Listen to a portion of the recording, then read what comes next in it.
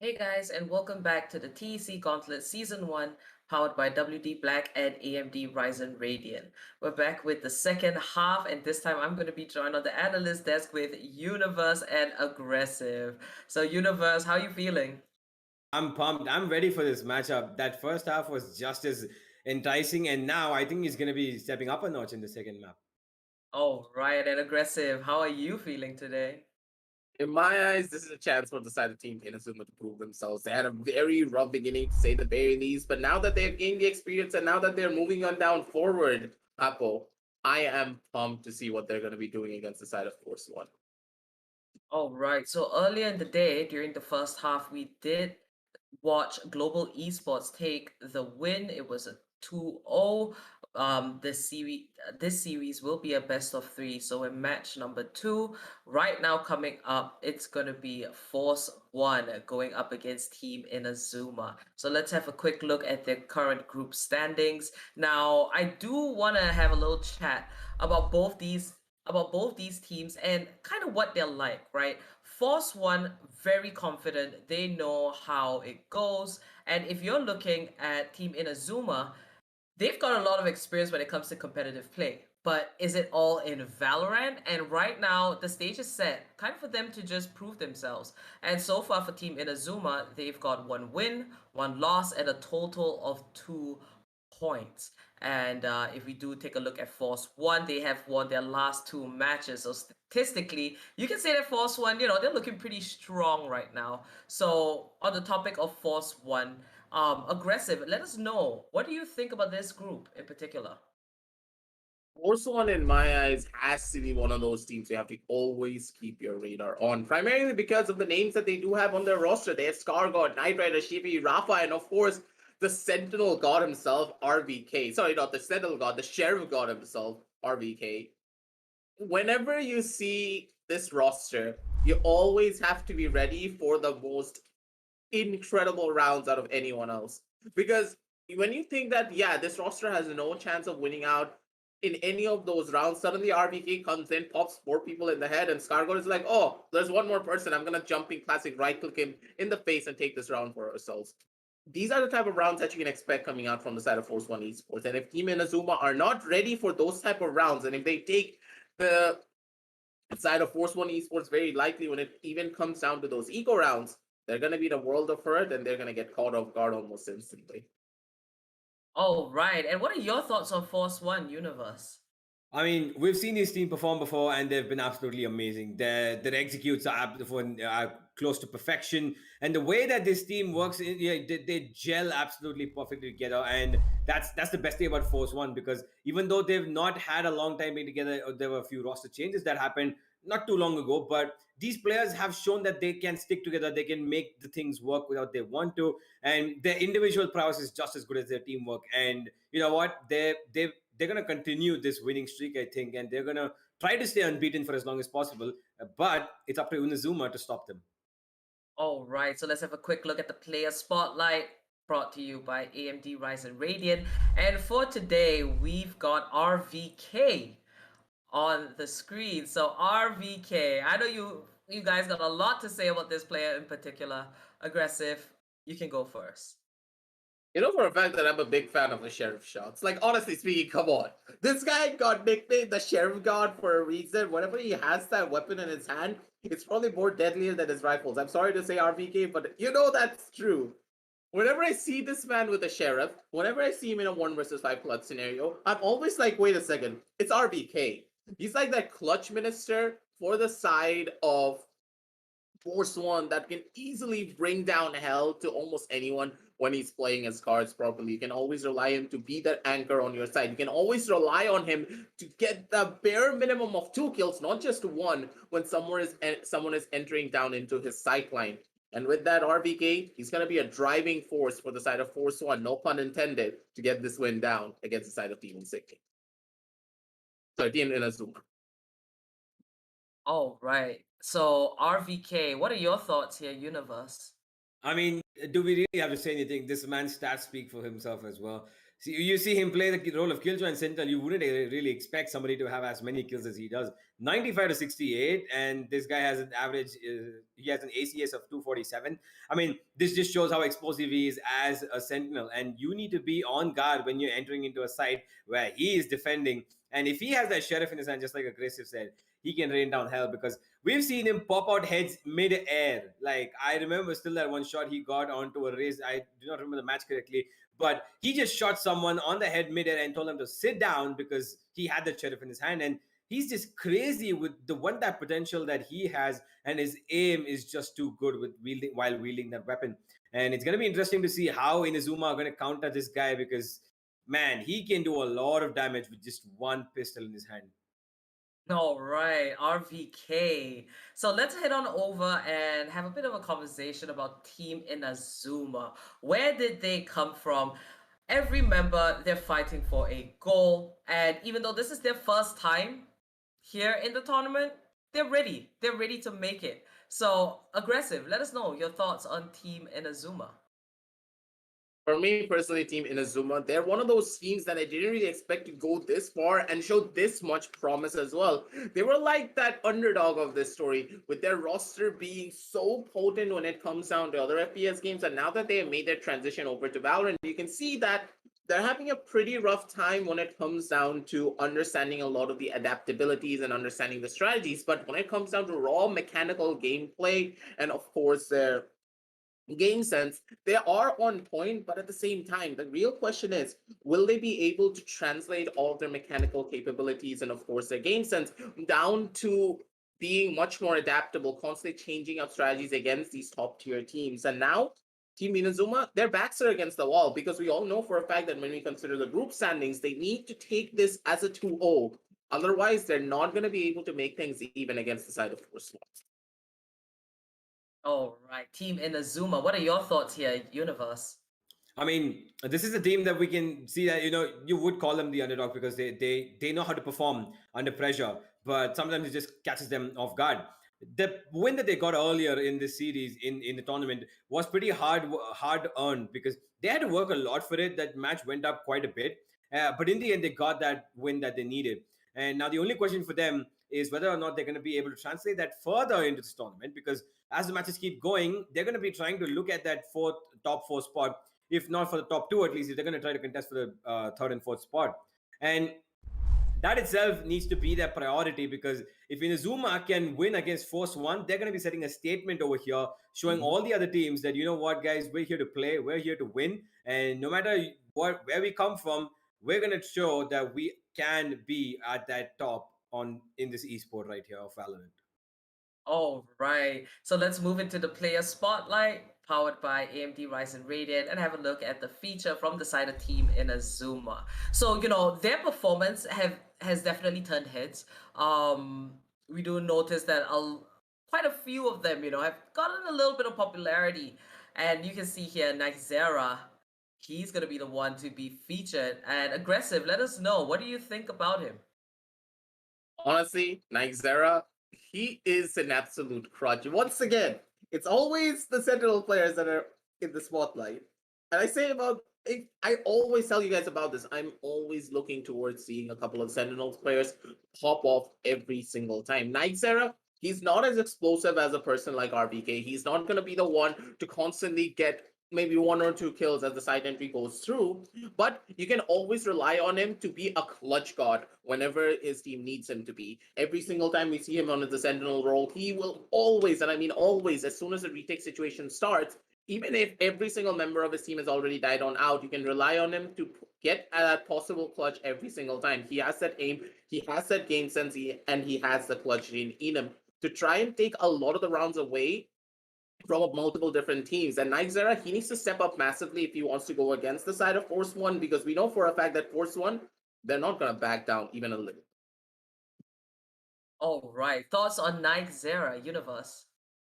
This guy is an absolute powerhouse when he comes on that Sentinel role. Just like Aggressive said, he might not be as explosive as RVK, but he knows how to hold down the site and he knows how to play that Killjoy, especially that Killjoy, given other Sentinels that are available to him as well. But he knows how to play this game, and I've watched him play for quite a bit of time now, not just in Valorant, but other FPS games as well. And he's made a mark of him. He's made a mark in all of those games. And now, coming on to Valorant, now he's on the biggest stage there is, and he's performing at the very top with so many teams who have been known to be at the top. And he's shown that he has the skill to be potentially one of among the best players in the country. And this itself shows how much that he has worked hard, how hard he has worked to get onto this stage and show that, you know what, there might be other Sentinels who are explosive, who might give going like, you know, a battle Killjoy or a battle Sage, but this guy knows how to play the quintessential pace of what a Sentinel is known for, and he excels at it as well. All right. So Team Inazuma and Force One. Let's have a quick look at the maps that will be lined up for this best of three. And I do believe it will be Haven, Ascent, and Bind. For map number one, it being Haven. This was picked by Force One. All right, and then the second map was picked by Team Inazuma. That is Ascent. So, what are your overall thoughts, Aggressive? How do you think Haven's gonna play out? Haven, in my eyes, is a pretty strong map as well for the side of Team Inazuma. We have seen them perform admirably against the side of Team Insignia previously in their first initial matchup. They've showcased to us that, hey, on Haven in particular, they have a lot of strategies. They know how to work around the map. So, in a way, this is like a comfort map for the side of Force One, but at the same time, it's a comfort map for the side of Team Inazuma as well. Plus, ladies and gentlemen, you also do have to remember that this is a new patch. There are brand new pigs all around the corner, so I have no idea what kind of strategies both of these teams are going to start pulling on up. Sky is absolutely incredible. Breach is absolutely incredible. And the duelist, when it comes down to Jet, she's not as potent as she used to be, mainly due to a lot of the changes which came on through because of Cypher being a lot more of a potent sentinel this time around rather than Killjoy. So there are a lot of different strategies that could be employed by the side of Force One and also Team Inazuma, but at the same time, Force One, we know them to try and switch up their strategies. They know how to play different types of meta, but for the side of Team Inazuma, they could still be sticking down to what they were using previously. So Haven, in my eyes, would be much more in favor of the side of Force One because of their adaptability, and Ascent could be a one-sided affair as well, but Team Inazuma, if they're able to adapt, if they're able to change up their meta constantly for this new patch, think could just end up differently as well. But at the same time, we never know. All right, so our casters for the match, it will be Universe. You see him here, as well as Crips. So Universe, before we get into the match and whatnot, I just want to ask you, how do you think this is going to play out between Force One and Team Inazuma? Honestly, I feel like this is gonna go in the way of Force One. I mean, that most of us would expect that because of how strong Force One have looked in the past two matches that they've played, and it could go either way. It could go either way, but I will definitely say this is not gonna be an easy match for Force One. They will be made to work hard for this. They will be asked to put down their foot in many rounds, and they will have to get that score up to 13, and it's not gonna be easy to get up there for any of these matches. We might as well see a third map, but knowing Force One, they would want to shut this down as soon as possible. All right. So before we begin with the match, I'd like to thank you guys for watching. Remember to like and subscribe, hit that bell icon so you get notifications whenever we are live. Links in the description, check them out. You're not going to be disappointed. And remember to look out for a QR code that you can scan so that you can get your Red Bull cans. So without further ado, we're going to prep for this match between Force One and Team Inazuma, and we'll be back very shortly after these messages. Stay tuned.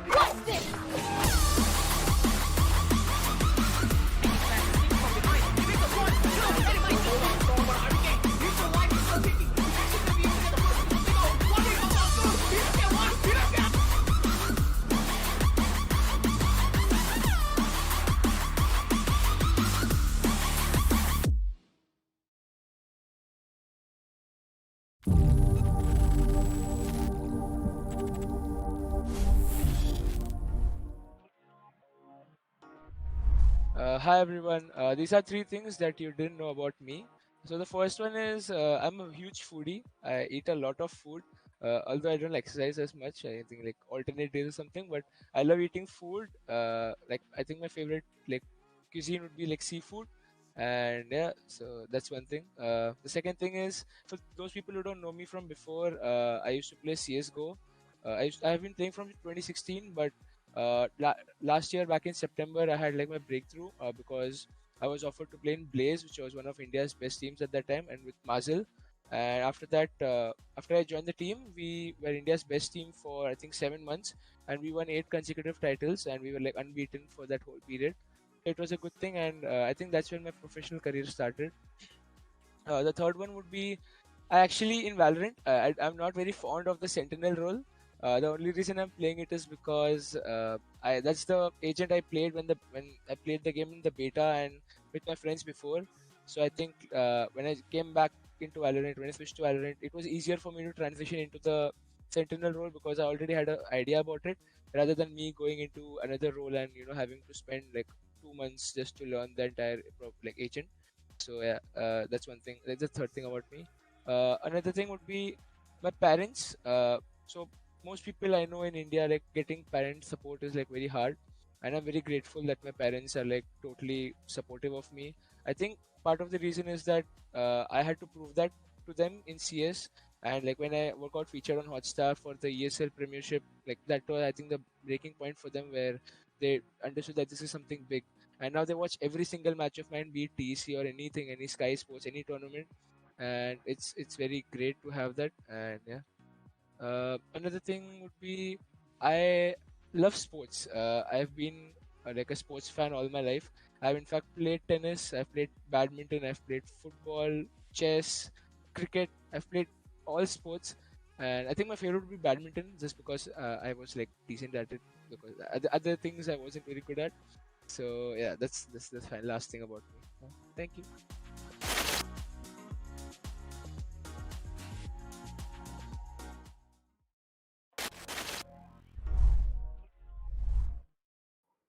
Hey guys, welcome to the Esports Club Gauntlet Valorant Season 1. Scripts with me is Universe, and we have an exciting match on our hands today. Universe, you already pretty much broke it down for us during the analyst segment, and I have to say, this kind of gives me the vibe of a little bit of two Davids. Not exactly a Goliath, but none of them exactly a David either. Both of them have been somewhere in the middle order, and everyone's just looking to get ahead, get up in the world. Would you agree with this kind of a statement, or do you think there's a little bit of a power difference between Force One and the Inazuma team? I mean, I would agree with you definitely, but there's a little bit of a power There difference. There is, is, right? There is, yeah. yeah. But as we talk about that, let's just have a small look at the map we do just before we continue this conversation. And the fact about these two teams, as you know, two Davids, is the fact that I think that Force One just edge a little bit above Inazuma because of the fact Hmm. that they're a more experienced team. They've got players who've been in this for a long, long time, and they've done a lot of homework, and they've established themselves as one of the best teams there is in this region. And Inazuma, Mm-hmm. they're more up and coming, they're more new, and they're trying to make a name for themselves, whereas Force One has already established themselves as one of who've quite done quite a bit in this region. And that, I Hmm. think, should be a little, it's like, I would say, 1/4 David and 3/4 Goliath for Force One, Hmm. whereas it's half and Okay. half of David and Goliath for Inazuma. I mean, I've seen Team Inazuma from the olden days of CS 1.6, not even CSGO. These guys, they hail from Navi Mumbai, and they are always a part of Mumbai lands. And whenever there's a tournament over there, of Yep. course, lands I'm referring to pre-COVID situation, obviously. But yeah, these guys, they've been around in the CS days, and I think they were one of the last teams to transition from that game to Valorant. So yeah, these guys have the raw aim. They have a decent amount of coordination in between them, but you're right, because they are a slightly newer team to Valorant. They probably haven't caught up to the meta yet in terms of Asian compositions and all the combinations and permutations that you can do to, get the abilities to use together. In that way, F1 Esports are slightly ahead of them. But then that doesn't take anything away from Team Inazuma. I mean, I think they can come up with some cool, interesting stuff too. Absolutely, they can. And it's going to be only interesting to see how they do it in this first map of Haven, because we've Hmm. seen Force One have been actually pretty good on this map, and so have Inazuma. So it's a battle of the people who would rather call this a home map. I don't think that when F1 picked out this map, Inazuma would have been, oh no, we can't do anything. We need to come up with new strategies, because I'm pretty sure they would be Yeah. happy with the pick as well of Haven.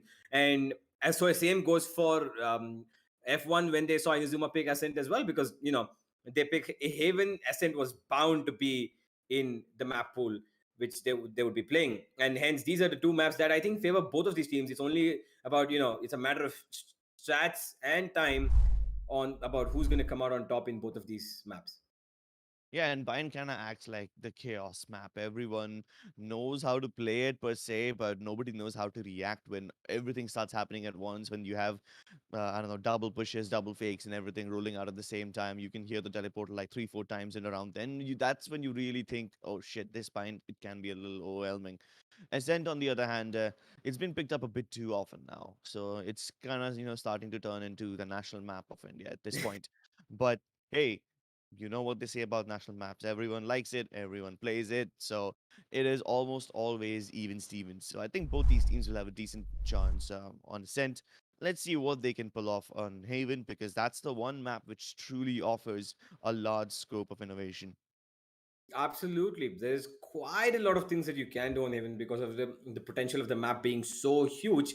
It is a three bomb site map, something that, is the unique point about Haven, because you will always need to have a lookout on every single bomb site if you're the defender, because you don't know where they might hit. If you leave one bomb site open, you're immediately pushed into a retake, and I don't think that's very, very comfortable for you on the map of Haven.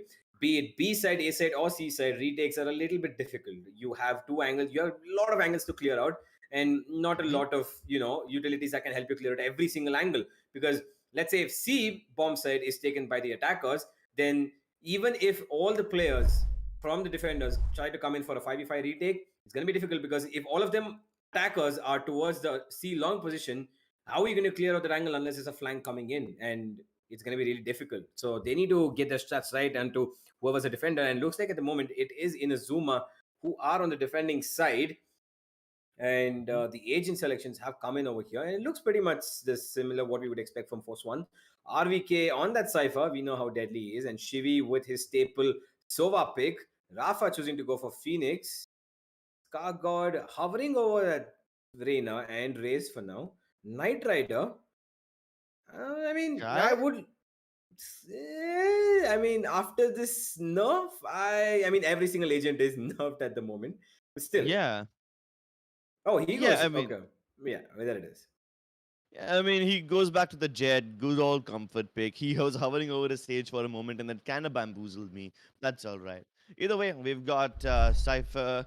No, not Cypher. We have on the side of Inazuma, we have the Sova, we have Astra, Reina, Jet, and Killjoy. So that also is a pretty standard lineup, pretty similar as well. The only difference being we have a Cypher instead of a Killjoy, and we have a Reina instead of Phoenix for both these teams. Otherwise, the whole Jet Astra Sova just remains the same. Absolutely. I want to talk about the potency of the Killjoy and Cypher difference over here, because, there are things that a Killjoy somehow I think edges over a Cypher at some points. The fact that you can force an enemy completely off a bomb side with that ultimate lockdown, it has so much potential for retakes as well as side executes. And, Yeah. that I don't know if that might prove to be a point which does not favor Force 1, because we've seen RVK play that Cypher to absolute perfection. He knows his tripwires, he knows how to put one-way cages, and he has used that neural theft also at times where he needs a lot of information for his team. And he's done that Yeah. really well. But the question is going to be whether it's going to be enough against a Killjoy. But at the same time, Crips, the thing about a Cypher is there is no range to where he is. He could keep his trips at A and he could play all the way in C, and he could still be, good enough to hold on the bomb side. And it's only going to be time to see whether or not he's going to be able to do it, as the first round has gone down. It's starting up, and we've got Con over here towards the yellow sound. And RBK has not been spotted, and now he has fired up, just gets one shot, dashes back, and knows he does not need to take that fight any longer, because A side is clearly probably not where they're hitting. This should be pretty much, but a lot of sound coming here towards Garage. Spawn has to go back, and Rafa clearing out the angles as he rushes in, flashes Naikzera. Naikzera gets one though, tagged on 28, but he will take another, and Rafa takes him down eventually. And now it's gonna look like it's going towards the side of Inazuma as Spawn gets another. Con kills his own. Oh Wait, no! what? No, that was a disaster. Oh god damn it! That was completely avoidable. He ended up shooting his own teammate in the head, but okay, then flicks around to get the kill onto RVK. That was unexpected. Two unexpected things happening from the same man. Wow. All right then. Cone definitely has our attention now. Hopefully in a good way this time. Uses the second shock dart. You better get rid of it. You can't harm your teammates with it. Rafa 30 knows where he seconds is, and he's Last hoping that he player doesn't peek standing. him. But Shivi, nice shot onto Cone. Busts him down, and now in a 1v2, we just have the Jet. It is fired up. He knows where one of them would be, but he has to find the other. And that's why he's being so paranoid. He probably thinks there could be one behind him too, but if he spots anyone on long, there will be a lot of his problems being solved. Yeah, Unfortunately, but no cloudburst, unfortunately, so he doesn't have any cover. And he's sticking it. He got the half defuse done. Okay, then. What a brave man. Ooh, okay. He went for the straight up defuse. He thought they would whiff their bullets. I mean, you know what? At that kind of moment, what else can you hope for? You've got two players who might just double peek you, and there's nothing you can do except for stick the bomb. maybe just gyrating around that bomb and going all crazy around it and defusing. Maybe Yeah, could have. this circles. He just spinning the Yeah. mouse around. Had way too much DPI. Mm-hmm. And most mice have this, change DPI on the fly button. Maybe you Yep. could have tried that. I mean, it works That would either have. way. It would have looked very jarring, but hey, if it works, It then works. it works. If if it's stupid but it works, then it ain't stupid. Yeah, absolutely. Yeah, I completely. I think that's how I play all of my matches.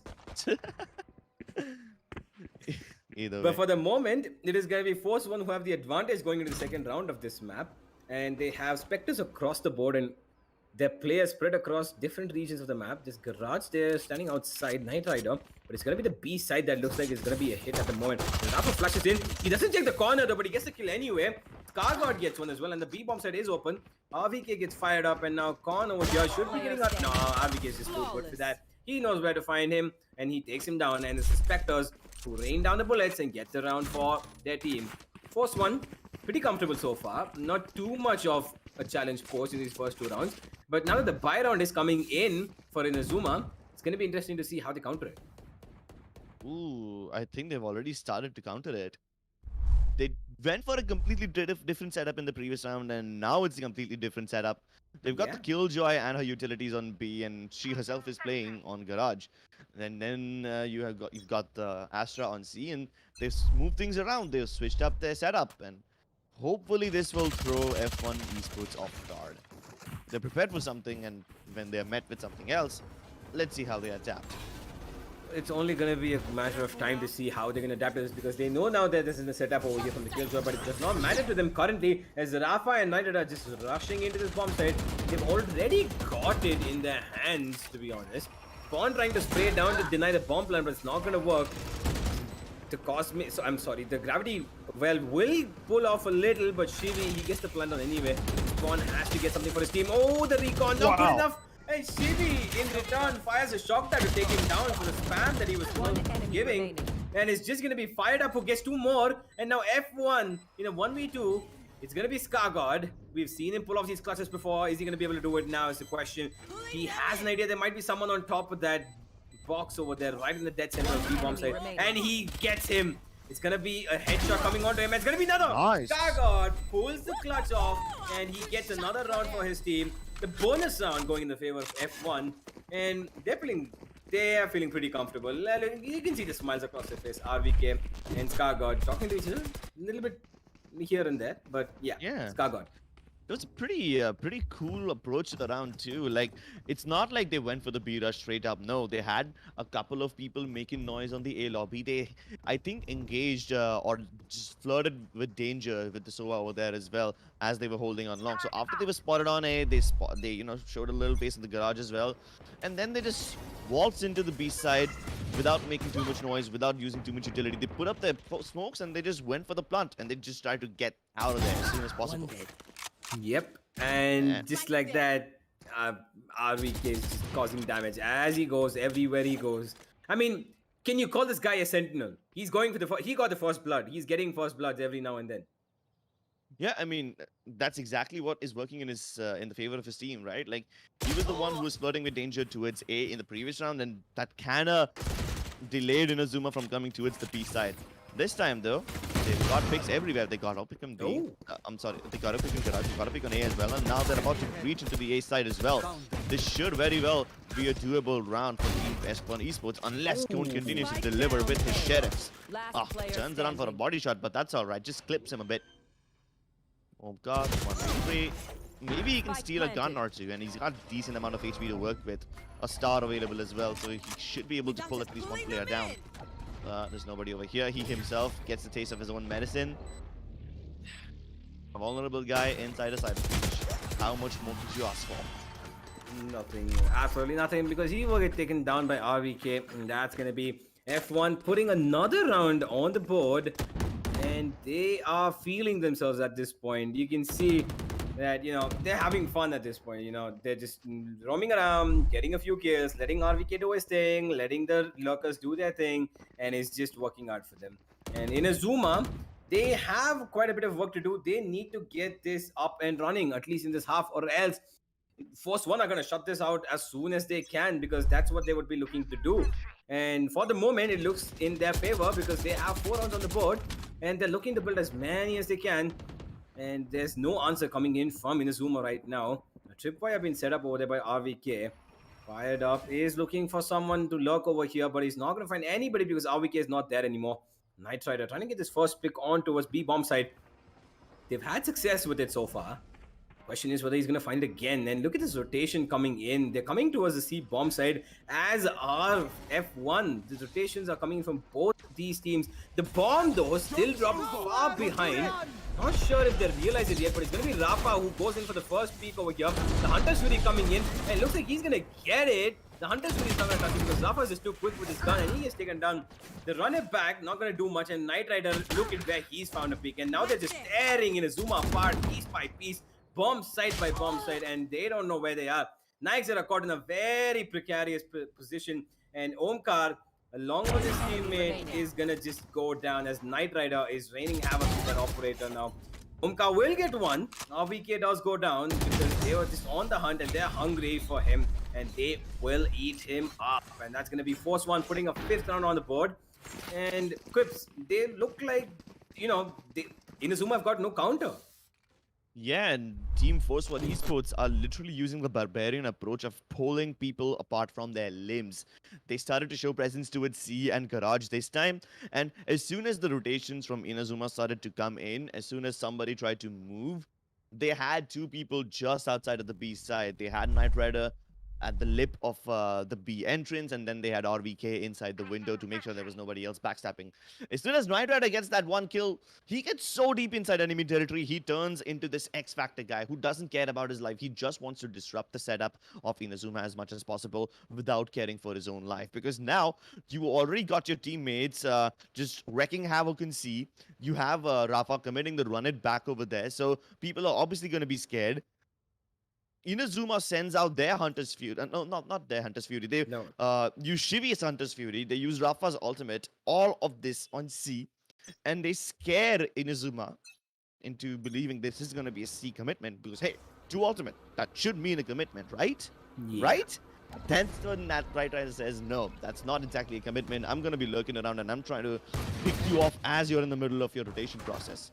Oh my goodness, this time Knight Rider, he doesn't go for the lurk. This time he goes straight for the kills, and he's already managed to get one. Rafa also chiming in with 2 more, and it seems like Force One Esports are always able to brute force their way into sides. This time there was no fake, nothing to actually catch Inazuma off guard as well, but still they were able to brute force their way inside. I mean, you can give credit to the fact that they have better economy, but hey, they can't keep on getting away with this every time. You're right, Inazuma does need some sort of a response. They do at the moment because it's going round after round in the favor of Force One, and it's just, I mean, they've already put their, this is the 6th round going in their favor. What more? He cannot drop this gun either. Khan will go down. Scargod will take him down, and Fired Up with this classic over here. He's just gonna get taken over Rafa soon enough. Oh yeah, he will be taking him down. Rafa with the 3rd, and it's gonna be a 6th round on the board. They've already sealed this half, if not for a, if by any chance Inazuma, have a complete overhaul of their form in literally 10 seconds of going into the next round and pull out a 6-6 scoreline for us. And I think this is another Force One rampage going on over here because they've sealed this at least to a 6-6 at the bare minimum. Sorry. You know what the funny part is? Every time Force One realizes that Inazuma is on an eco, they try to brute force their way into a side rather than lurking around or showing any of their complex strategies. Yeah. They save the simple strats for the eco runs when they know they won't have a lot of resistance. They save the complicated strats for when they're actually required. So, they keep on throwing Inazuma off guard as well, and this time they don't just throw them off guard, they throw them off the site. Yeet it out, and they've got control of it. A very simple A push, like it wasn't very complicated either. Yeah, I mean, they just, it's like, okay guys, I'm gonna flash off this corner and we're just gonna enter SA. I think that's all that was there in the head of Rafa. And look at this, Rafa's just going on the right. He's having fun. He's getting kills after kills and he's just pushing in. I mean, what more how can you stop a team like Force One when they're at their best like right now? And to be honest, it doesn't even look like they're trying too hard because Inazuma, they're not having any sort of response coming in at all. They're just falling like dominoes, one by one. They fall across every single bomb site, every single corner, and Force One, they're not even scared. Look, everybody's off that A bomb site. They're not even scared that somebody might come in for a defuse. They just want to go and hunt. Yeah, that does seem kind of scary, right? Yeah. Especially when they're able to successfully hunt these people down.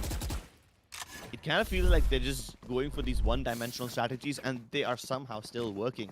Like there was a time when Force One Esports went for something more elaborate. Whenever their players would attack one particular side, they would always have either Knight Rider or RVK playing as a lurk who would come in later or who would try to cut off the rotations. This time, even that is not happening.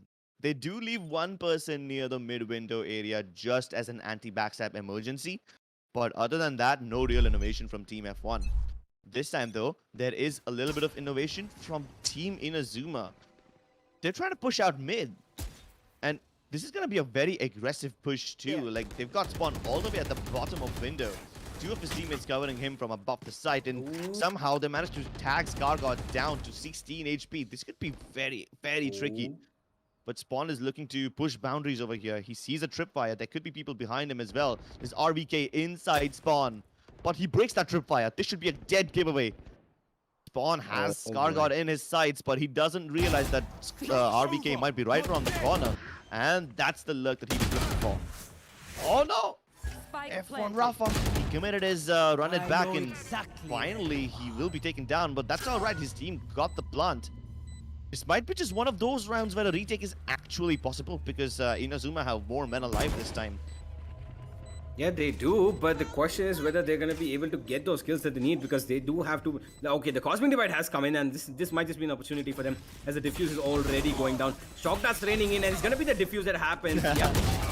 Yeah, finally, Inazuma have something, but they had to work hard for it. They had to commit ultimates. They had to get Spawn up right up into, the defender attacking Spawn. He had to get that kill onto Scargod, otherwise this round could have fallen apart easily because Scargod was that smoke provider. He could have given a lot of damage. He could have gotten his own Cosmic Divide coming in, but in the end, it just worked out for Inazuma because they had to stick that diffuse as they did. Yeah, the Lockdown Cosmic Divide combination has been one of the best combos ever for the retake. You got these two online, you can basically give up a side and play without fear. The Lockdown will clear out the side, and then the Cosmic Divide will make sure that anyone who tries to stay away from the side will not have a chance to come back in. Spawn in a very extremely cheeky position. I don't think he will be able to fall back from here if he gets in trouble. And he's looking to push even further. Finally, he's going to get back to safety, and that was like hardcore floating with danger. I don't think this much floating is healthy either, but he should be able to get the kill on Scargod. So now that's the controller down for Team F1 Esports. Maybe this could be one of the rounds where they actually punish Force One. They usually do struggle without Scargod and his smoke, so they're going to have to go in raw into this A site. They are inside the side already. They are trying to go for the plant, but as soon as that happens, Stone will commit his Hunter's Fury, trying to stop the plant from happening at all. He won't connect onto anyone, but his teammates keep going in like that, and they keep losing their members. That is a little iffy. They do have the HP advantage, but not the men advantage. Shivy somehow, even though he was very low on health, taps away at home card, and One Esports still bring this back. I mean, this round was supposed to be in the favor of Inazuma. They had more men, they had more HP.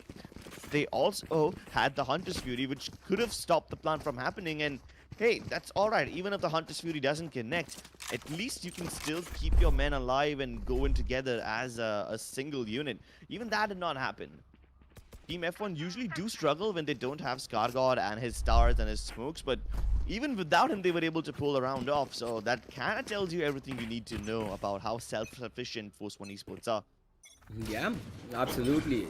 That's absolutely well said, Crips. That's if anything at all at this point in Inazuma, they need to throw them off guard. That pushes the pushes that were coming in from Spawn towards that mid region worked out for them for one round. They tried it again, but it did not work out because RBK was just too aware of that. And now again back on the eco, they have Sheriff scores the board, and Khan gets one though. He will take the Knight Rider, brings it back to a 4v4, but the question is whether it's going to be going in their way further across from Yum. Chibi sends out the drone. It's going to get taken down, but it's going to be Rafa who takes the kill onto Fired Up. And Khan, He thinks there's somebody on the B bomb site, but there's nobody here. F1 Esports are just running all the way back to their spawn and towards C because look at Stargod, but he's gonna get taken down. Spawn will take him down and the ultimate pops in and it's gonna be the Empress who's gonna do a lot of work over here. Spawn gets one, what's the other? He should be getting, he gets stacked down to 27. Rafa will take him down to 27. Throws in the Molotov to get the kill, but it's not gonna be enough because it doesn't go as far as he would have wanted it to. Khan gets another one, and now Rafa, 1v3. Need to see him go to the Rafa Lala mode. The point is for him to get this round for his team. But the question is whether he's going to be able to. He gets spotted out now. They know where he is. And now Rafa, he has nowhere to go. But he gets one kill though. He finishes off the kill finally on the spawn. 1v2, the time ticking. He's got 10 seconds. He dinks the one player on the back of side. He gets one kill. And now he has to go for the plan, but he cannot because the bomb was not retrieved by him. And he thinks that this guy is still on the site, but he is not. And with the skin of their teeth, Inazuma pull back another round. Yeah, but you know, if there's one example that you need to know to figure out how good Force 1 backup is, it is when Shivi was in the corner of that B entrance and he went into drone mode. And then the enemy jet just dashed in on him to kill him, but Rafa was there to kill Fired Up first. And he was the one protecting Shivi over there. That is the kind of backup that Force 1 Esports provide to their teammates. And then as soon as they showed presence on B, they went back away from there. They circled around C, and that's when they decided to hit them. The only reason Inazuma was able to win this time was because the ridiculous Sheriff shots, they connected. But if it wasn't for those shots, they probably would have lost it. Now as we are approaching the end of the half, this could be a very, very crucial round as Rafa doesn't care that he's tagged, doesn't care that he's getting shot down. He just wants to get inside and clear route for his team, which Knight Rider will then capitalize on the back of. And Knight Rider swings right on the cone as well. There's nothing that he could have done. That is amazing. See, that's the kind of trust that F1 Esports have on each other. Rafa did not even care when he was getting tagged with the Sova or getting shot through the door or the wall or whatever. He knew that Knight Rider is right behind him, and Knight Rider will be able to get the trades onto him even if his first body dies. And now it just looks like clockwork. Fired up consolation kills for him, but maybe he can do a little bit of economic damage before they finally head into the last round. Or he's just gonna get shot in the head and the caster's curse will become real. Yeah, I mean, now what? You got 2 rounds on the board. You're looking for the 3rd and 4th to bring it down at least an 8-4.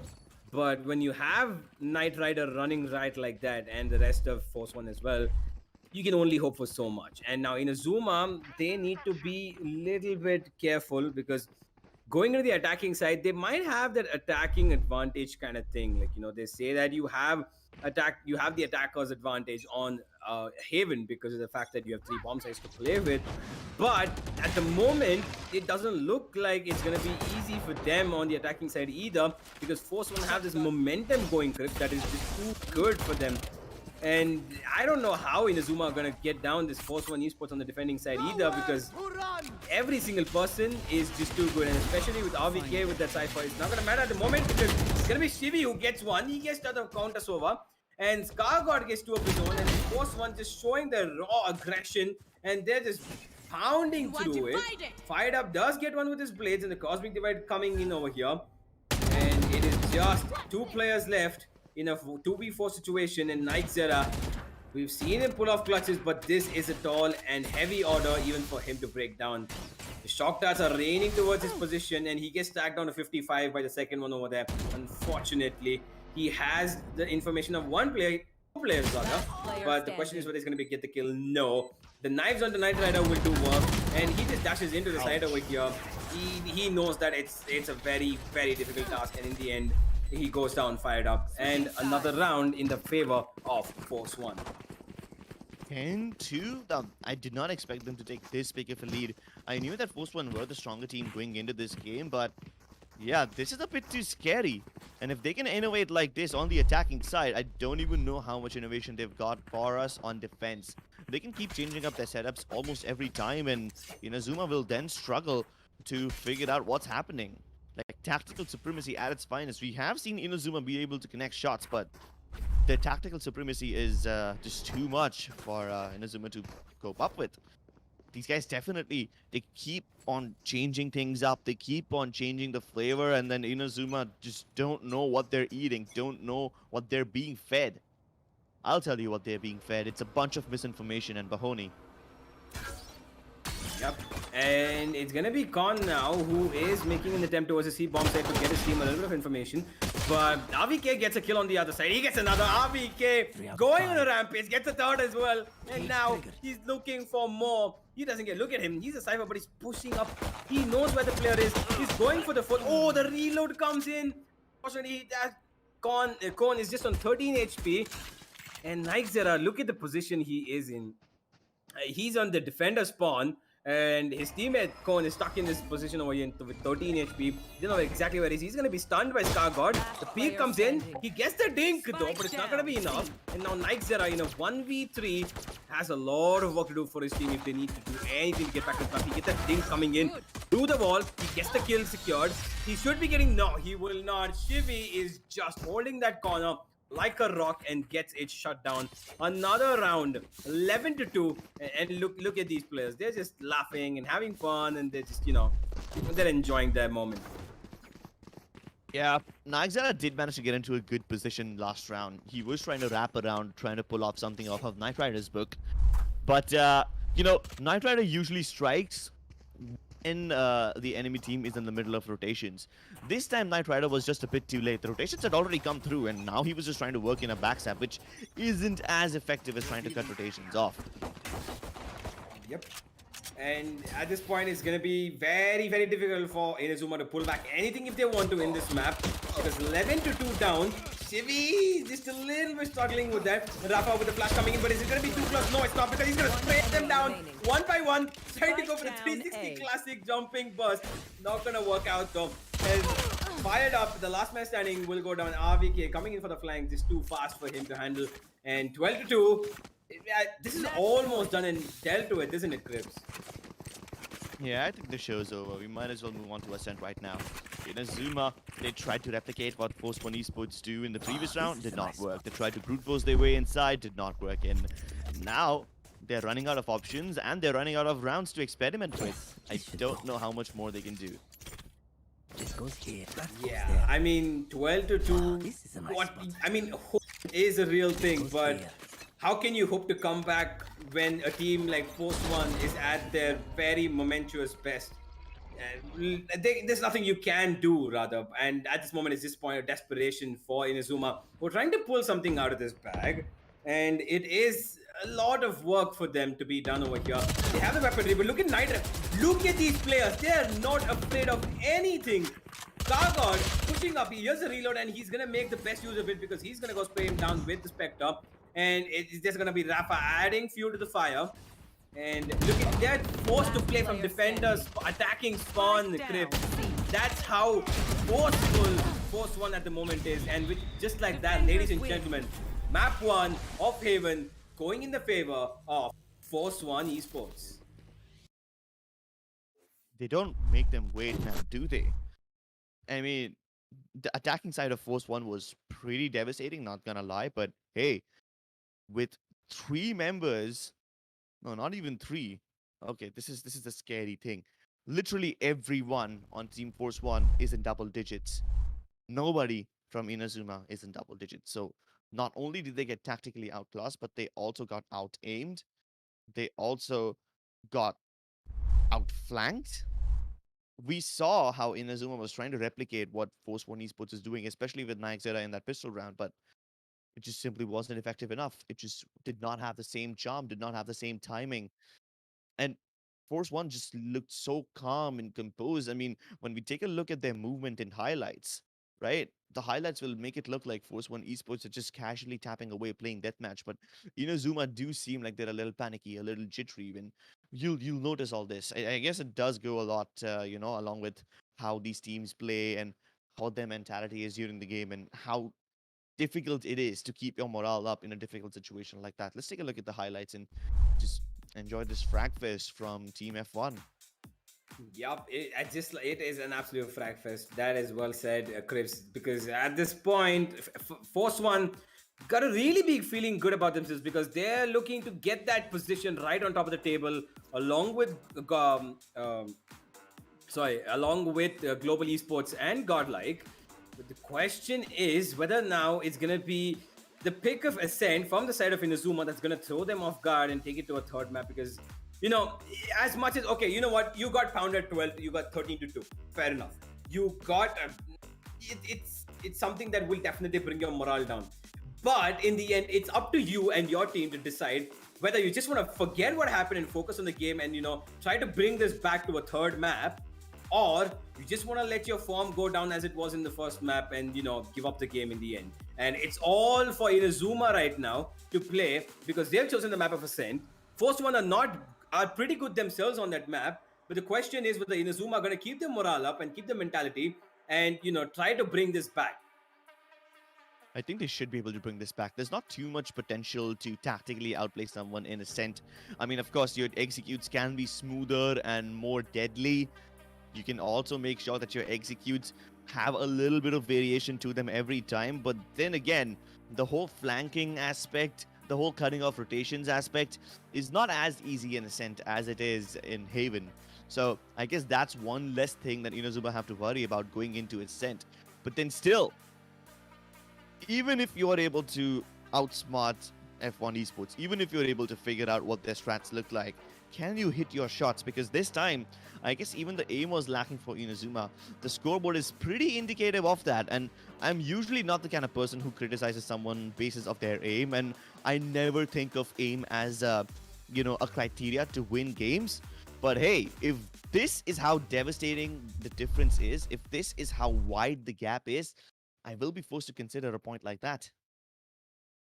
Yeah, I mean, what else can you expect now at this point? It's just going to have to be Inazuma who need to pull this back as soon as possible because if Force One keep the momentum that they've had in this first map going, it's, they're just going to roll them over again. It's going to be a lawn mowing scene over here as the grass just keeps getting chopped off and round by round just keeps going in the favor of Force One. But Inazuma, we would love to see something come out of your bag and we would love to see you pull this out of the bag completely to shock Force One and everybody watching and take this to a map 3. But at the moment, we're going to be going to map 2 pretty soon, guys. And we're going to be right back. Don't go anywhere. Stay tuned.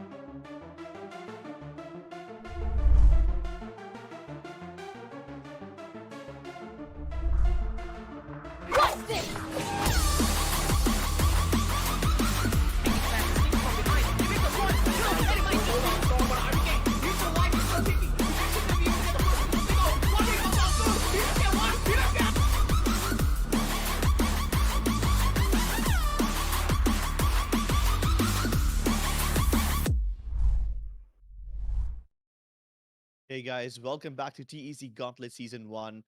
We just saw Team Force 1 win with a convincing fashion against Team Inazuma.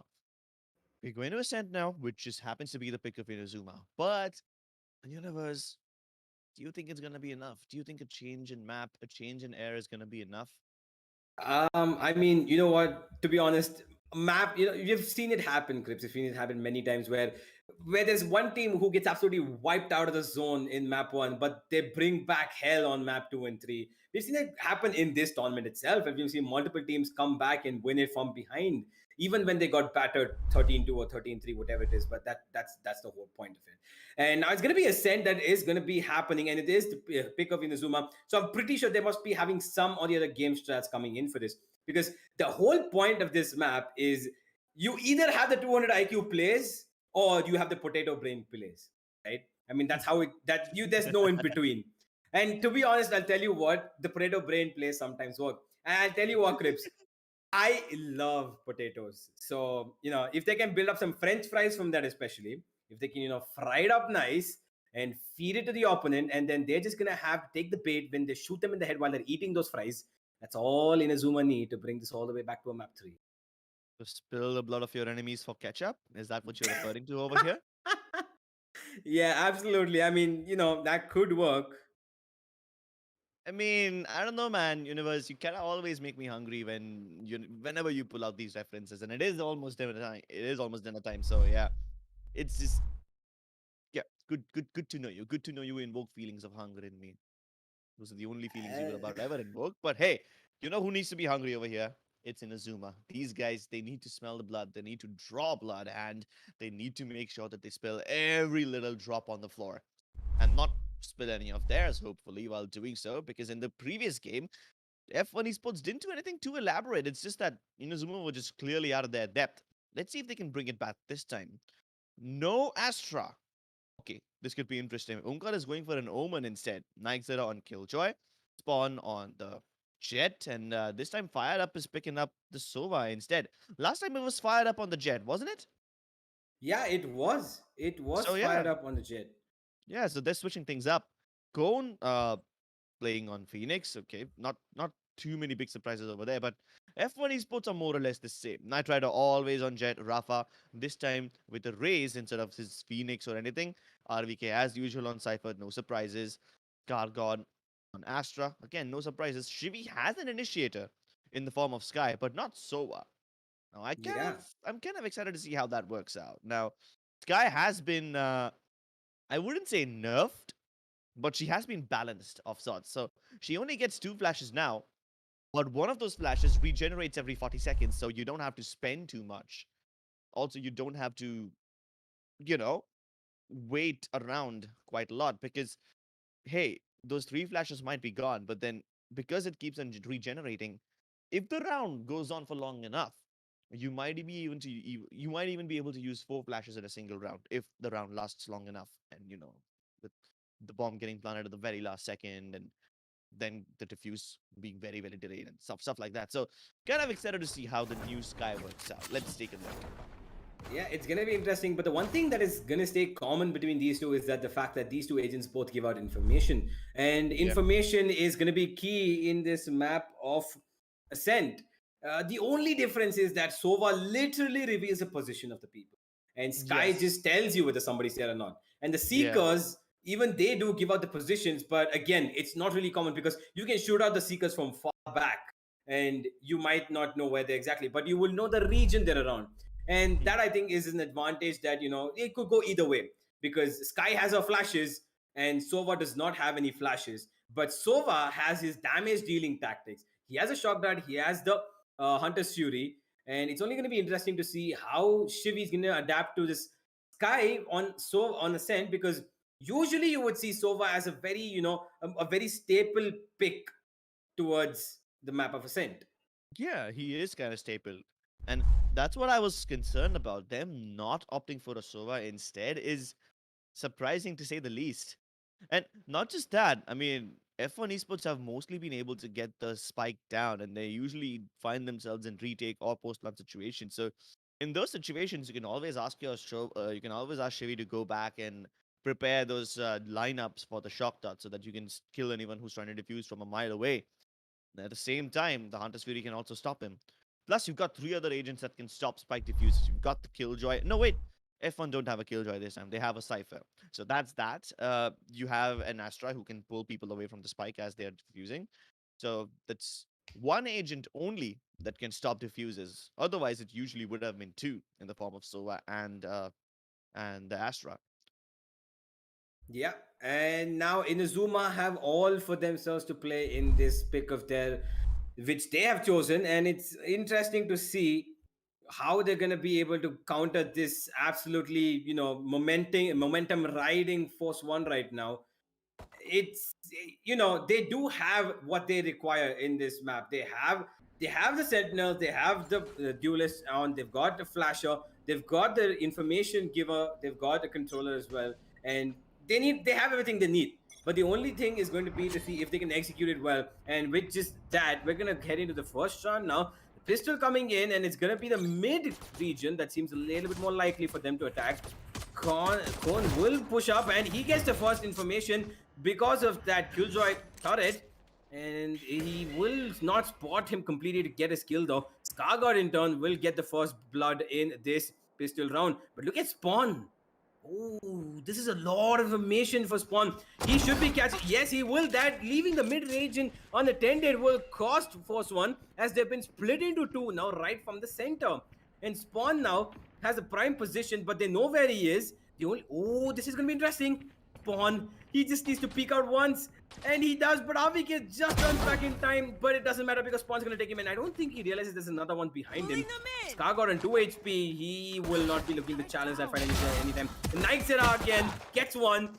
He holds his position, and now it is an advantage going in the favor of Inazuma, as they do have the bomb plant down. They do have HP towards an aim as well. Scargod is down to 2 HP. He's just one breath away from death. But it doesn't matter. He's gonna get one anyway. The flash coming in. Not yet recharged completely. The flash was a fake. Shivi will try to do something over here. He should be waiting. Yeah, he knows where he is, Spawn. But Spawn has the weapon that can spray down the bullets. It's gonna be a classic versus frenzy. Both of these players trying to get something done. It's not gonna happen though. It's gonna go in the favor of Spawn.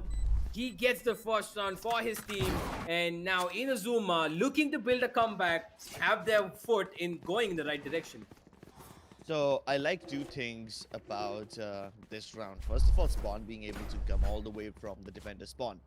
That's nice. I also like how Naikzera was holding near B link just to, catch people who were trying to rotate. But there's one major thing that I'm completely against, and that's Kone carrying the spike into defender spawn and then trying to move into the A side instead of just going the regular way. He had to go the longer route with the spike, and imagine if he died over there. Imagine getting all this map control when you are Team Inazuma, when you have all the sides, when you have the picks, but you don't have the spike. Imagine that going wrong for your team after doing everything that was good. That could have spoiled the entire round. That could have been the party pooper. Yeah, absolutely. But in the end, Spawn, he got it. He got into positions that was necessary. He got the kills that were necessary. And everything in the end worked out for his favor. But you know what? I'm just impressed by Scargod. 2 HP on that man, and he still gets a kill. I don't know how he did that. But that was indeed really, really cool, yeah. Yeah, and he did pull it down all the way down to 1v1. and not much of an advantage here. There is a bulldog. There's one spectre, but the rest are they still playing? Oh wait, okay, it's a timeout. My bad. Sorry, I did not notice, and it is a timeout currently, guys. A little bit of a technical issue, I guess, and it's just a while before we get into the map as soon as possible.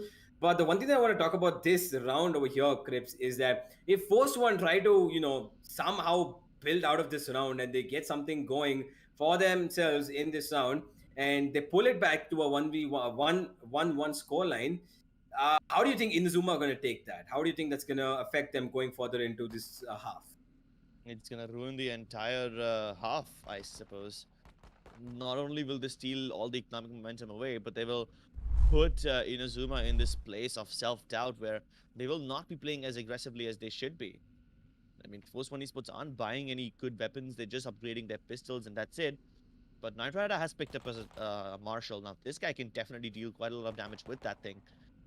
Again, it's just Force One Esports who need to play spoiler over here, and so far I'm not seeing that. So that's good for Inazuma, right? I Yeah. mean, it could be just them moving around in freeze time and bunny hopping around, or it could be them actually doing their setups and everything. Yep. So far, it seems like Force One Esports aren't going to do anything out of the book, anything out of the ordinary. But if they decide to do it, which I think they should, it is an eco round, you have nothing to lose. Try to do something out of the ordinary, surprise your opponents or something like that. If you do that, well then, in that case, Inazuma would be in for a nasty, nasty surprise.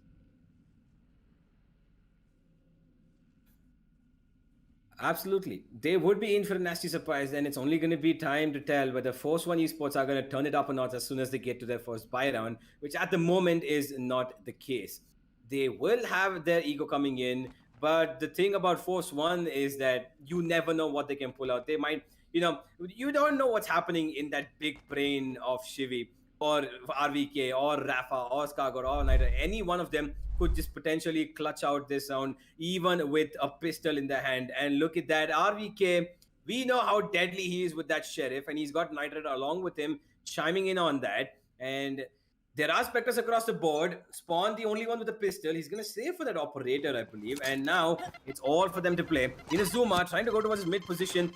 A little bit of a chip damage coming in, but not something that they can't handle for sure.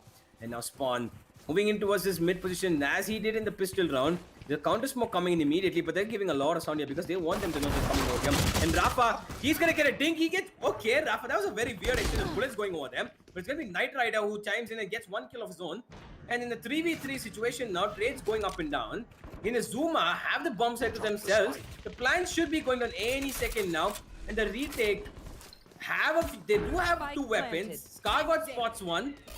Now they know the positions of where they are. Inazuma, they know where F1 are hitting them from. The question is whether they're going to be able to get these kills. Yes, one of them, Naikzera, will shut down Skargod. No more have to worry about the flank. But there's two players in front of him that he will need to worry about. In case he's creeping out of the bomb side, but Homeka's going to deal with him.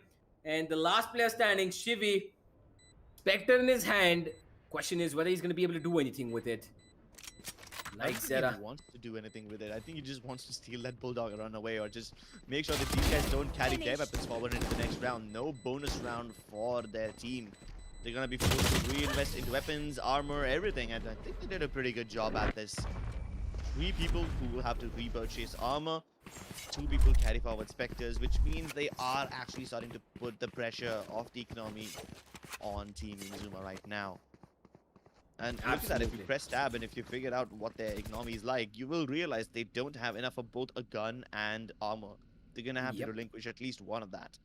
Or maybe buy a cheaper gun like a Spectre or Bulldog or once again. Yeah, and this economy is just gonna, hurt them more and more, because if they keep dropping weapons like these in rounds that they're supposed to get at least with 4 men standing, it's gonna prove to be fatal for them, because if you do not have the economy, you do not have the firepower. You do not have the firepower, you cannot face off a team against like Force One. And if you cannot do that, you're just gonna get a lot of pain coming your way. And Force One are just gonna deliver it to you on a plate, and they will not wait for anything at all. For now, though, it is a little bit of a buy coming in for both of these teams. Not too good for Inazuma at the moment, just like you said, Scripps. But there will be a healthy buy that is going to come in on the side of 1, and they're gonna be trying to do everything they can to shut them down. RVK on the Spectre though does not matter as such because he can work even that weapon, but Sheriff, a Frenzy, a Classic still. I mean, I'm still counting it right now, but yeah, as we see it, fired up gets the Spectre coming in. Not too much of help at the moment because against Vandals, how good are these Spectres and that Frenzy? Only time will tell though. As the timer goes down, and it's gonna be Inazuma who are gonna be rushing into this A bomb set. It looks like the bomb and 4 players over here, and they're gonna be spotted out by RVK, and he calls it out to his team immediately. He should have spotted it out, and it is gonna be Force One who are gonna fall back immediately. They're not gonna let it come in anymore, and Inazuma, though, they have other plans. They have changed their mind about going to this A bomb site, and they're going to rotate all the way back to B from attacker spawn. Spawn, though, is going to hear that hound coming in and does not get spotted by it. He has the knives in his hand. He can surgically get into a position that he wants again, like he did in his first 2 rounds into that position. But the trap of Tripwire of Cypher is right there. Does he want to pop it? Nope. He's just going to hold it over here. And he's looking whether or not his team is going to push up, and then he's going to pop it, and he's going to move in. They know where he is, and all of these people are going to rush into this B-bomb side, where they've got 2 players of Force 1 waiting for them. Shivy is waiting around this corner, along with Rafa. Rafa goes down, though. RVK gets a trade. Omkar gets one with his Sheriff. And Trade's going back and forth, but it's Force 1 who are on the driving seat right now. Naikzera, last man standing, 18 HP. Carguard is going to rip him off even of those last bits of HP left. And Force 1 Esports, they win this round, well, a little comfortably. It was pretty comfortable for them, and this time they realized that they can't afford to let Team Inazuma come in with the mid pushes, so that's why they put down the trapwire over there. And as soon as the trapwire has popped, they do realize it's a mid plus B push. And as soon as that tripwire pops, you can see how Rafa and Shivi adjusted, right? Earlier they were playing from lane 1 and lane 2 respectively, but then they both fell back down into the water because they realized they can't fight both the places at once. They can't defend both the main and market at the same time, so they let them walk into the site. They go for the hallowed ground approach, and they have their teammates just rotate quickly in time and be very, very careful on mid because there could be anyone over there. Spawn making some noise towards A, but he will dash back to safety, so that's all right. I don't think he cares too much about getting revealed. It's just about letting his team get control over other parts of the map where he tries to make as much noise as possible. Can he sell the fake though? Because the spike is headed towards the B side, and if he stays here for too long, if he doesn't sell this fake well enough, then Team Force 1 will figure out what's happening. Most of them now converging towards mid. Yeah, I mean, oh, look at this Knight Rider. Yes, he will find Spawn. And Force 1 aren't biting this. They're not biting this piece of information yet. Look at this. Yeah, Naikzera, he knows that he's got 2 players over here. Should be knowing that, but it's going to be Rafa who just pops out and gets his kill. And Kone, as much as he wants to clear that B-bomb side, he will not find any kills. He does clear the bomb side for the bomb plan to go down in the 5v3 situation. What can he do? A little bit of a... Okay, that was planned. I should believe so because it just hit the wall and go back. But Kone now stuck over here. They know where he is. He's not gonna get anything going in his favor. Rafa will take him down immediately. And now Knight Rider is gonna add on to that fire. He gets one RVK with the last kill of this round. And Force 1 pull out another one from their bag to get this game up and going for them. And 2-2 now. They're back on track. Force 1. It looks like Inazuma are still struggling over here in this map as well, aren't they, Clips? Yeah, it does. I mean, I can't even point out one very cool or weird thing that Force 1 Esports did that got them the round. No, there was nothing out of the ordinary. It's just Inazuma and their nerves acting up. They're not able to hold it together when the pressure is on. They're not able to hold it together when they hear multiple people rush down at them from a single corridor. They think that, oh, there's too many people, there's gonna be no trades, and they realize there's gonna be no trades, so they try to keep themselves alive for as long as possible. But in the process of doing so, they did only, shake up their nerves even more, make things even worse. This time, Inazuma going for a very heavy mid approach with only fired up coming in from B main. Will this actually work for them? Because Shivi can hear all of this, and he will make sure that nobody comes in to defend his spawn. But them now coming into mid market can be tricky as well, because as they try to just filter through these narrow corridors. There's going to be nice position by Knight Rider, who will be taken down by Storm. That's great. But then Rafa delivers of his own. Omkar delivers 2 back again to make this into a 2v2. Good stuff. That brute force approach is actually working for them. Yeah, sure, they drop a lot of bodies and way too many trades went down with people getting multi-kills upon multi-kills. But hey, when the dust settles, these guys are in the site on an eco round in a 2v2. And this is as good of a situation as it could have been. Yeah. Patch is fired up with a bow in his hand and a dream in his eyes. But soon, he will just be buried. Yep, and now it's just, yeah, you know what, it's just salt on the wound that is Inazuma, because as much as they're trying to execute these sites, as much as they got the bomb site quite a couple of times, they got the plan going down as well, but these retakes are just too strong and they don't know where to look at sometimes, because just like you saw, Scargod completely caught him off guard. I mean, he should have been looking at the flank. I mean, he probably did for quite a bit of time. But I think even the timing is not working out in their favor at this point. And it's just not happening for Inazuma like the way they would have wanted it to, or the way that they should have been doing it so far. And Force One Esports are taking complete advantage of that. And they're rushing in through and they're doing everything to put for Inazuma in a place where they cannot execute what they need to. And Force One, they're just doing that really, really well at this point. The alt orb will be taken by Spawn. And he has the operator in his hand, as does Knight Rider, towards him in position, but he's not going to find anything because all 5 players of Inazuma are towards his A bomb site. And the Sova drone does go in. It does not spot out anybody. Fired up, not getting any information. And Rafa ready with that nade. The shot that touches Scargod. He touches him again and down to 64 HP he goes, but they're still surviving under this position. Scargod gets a kill in the blind. Then Rafa Chanko gets one before him though. Spawn will take him down, but RVK is also sitting over here, as are the rest of Force One, as they all come in and clear out Inazuma one by one. And what else can you say about this round except for just absolutely amazing defensive hold coming in from Force One. Scargod back down to 64, blinded, still that man gets a kill.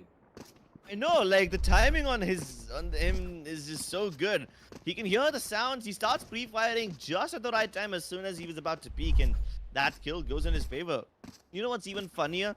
Him being at that position, unfazed, unbothered by the shock darts, he stayed over there. And so did RVK, but RVK did not reveal himself at all. And as soon as the first guy died, they thought, okay, Under Heaven is safe, it's clear. And then RVK swings out wide, says, surprise, surprise, here's double trouble. And I was about to make this joke, you know, with the whole Killjoy thing. Because they committed this lockdown, and because Shivi is playing the Sky this time instead of the usual Sova, he can't destroy these lockdowns.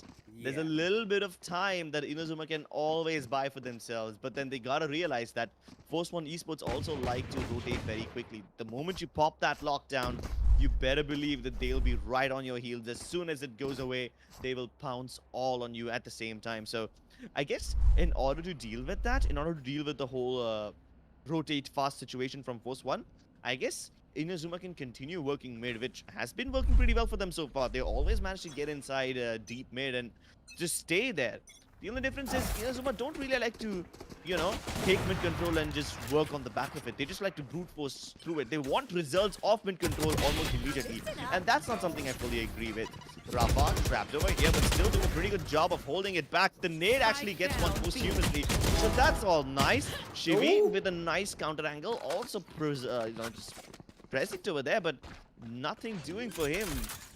They just trade upon trade upon trade upon trade, and Spike planted. now it's a 2v2, and every time Inazuma just try to throw bodies at Force One, they are able to win, or if not win, at least get into the site. So that's something. Yeah, that Yeah, is of course. something. That is definitely something, Chris, but it's not turning out to be enough, is it? Because every time they do put their bodies up front, they come into a situation where it's 3v2 or 2v2.